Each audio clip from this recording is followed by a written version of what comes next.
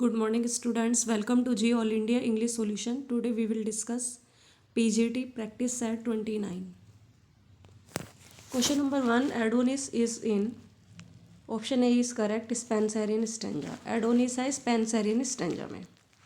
Spenserian stanza होता है जो 9 लाइन्स की 9 लाइन होती है, 9 लाइन की poem. That is Spenserian stanza. मतलब एक स्टैंजा में यहाँ पे 9 लाइन होगी.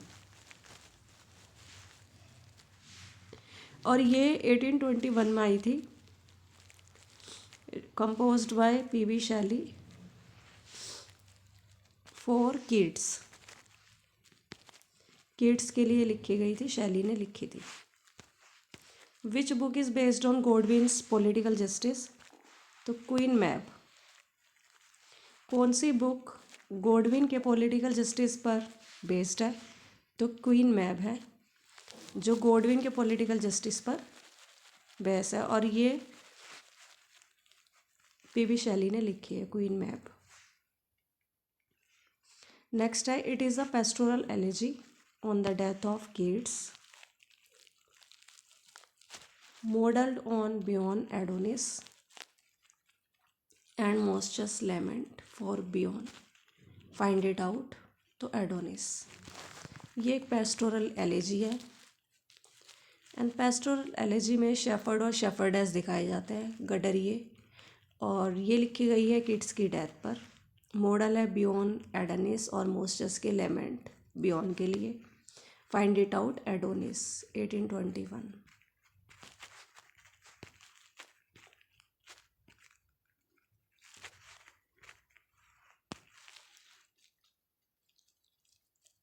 नेक्स्ट क्वेश्चन है as a punishment for biting his step father उन्होंने अपने स्टेप फादर को बाइट करा था तो एक पनिशमेंट के रूप में मिस्टर मर्डस्टोन ने उन्हें डेविड कोपरफील्ड भेजा. मर्डस्टोन ने डेविड कोपरफील्ड को कहीं भेज दिया था. जब डेविड कोपरफील्ड ने अपने स्टेप फादर को बाइट किया था तो इनके स्टेप फादर का नाम था मिस्टर मर्ड स्टोन. तो उन्होंने डेविड कोपरफील्ड को कहीं भेज दिया था और उस जगह का नाम बताइए. सलेम हाउस.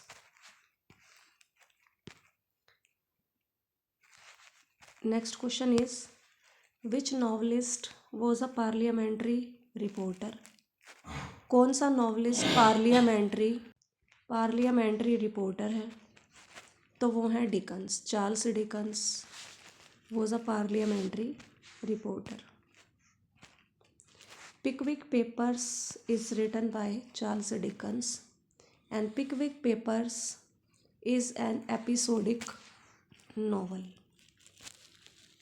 Next question है This poem narrates the adventure of an Oxford scholar.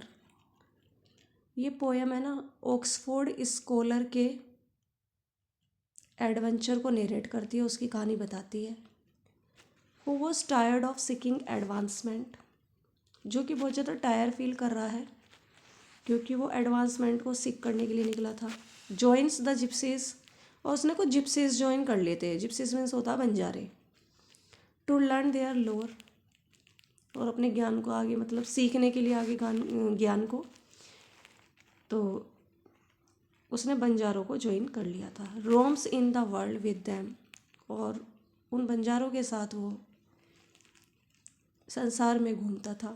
And still haunts the Oxford the country side. Haunts करता था ऑक्सफोर्ड में. Identify the poem. तो ये पोएम है the scholar Gypsy composed bye Matthew Arnold. Which one is correctly matched.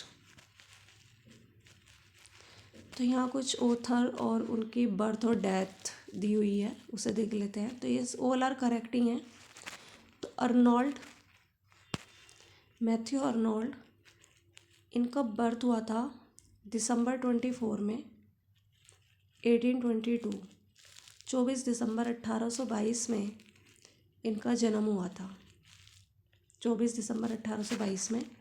और 15 अप्रैल 1888 में इनकी death हो गई थी.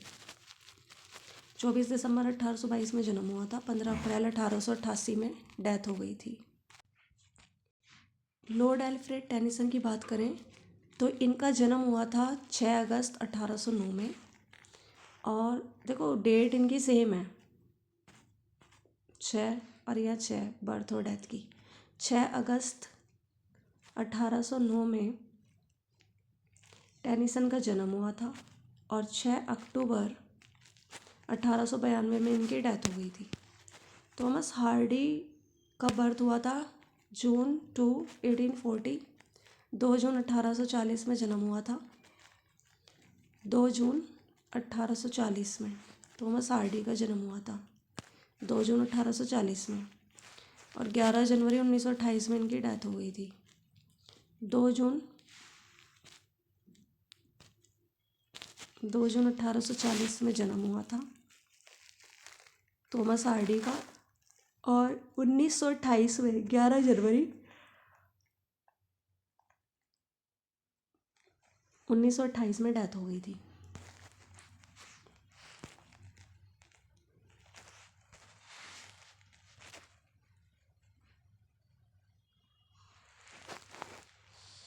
टी.एस. एलियट का बर्थ हुआ था 26 सितंबर 1888 में।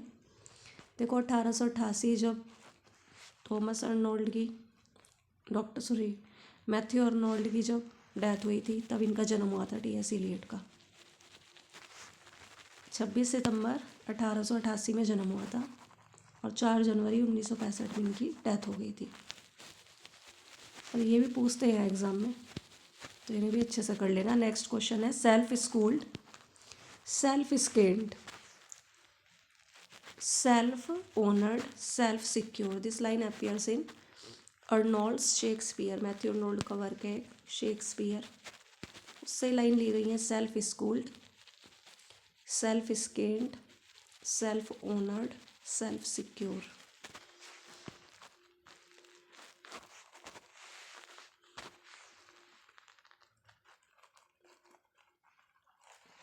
नेक्स्ट क्वेश्चन है Tennyson belongs to the Victorian age. Tennyson belong करते हैं विक्टोरियन एज से, and he is called the representative poet of the Victorian age. Tennyson is famous for Victorian compromise. Tennyson famous है Victorian compromise के लिए। Thanks for watching this video. Please like, subscribe and share.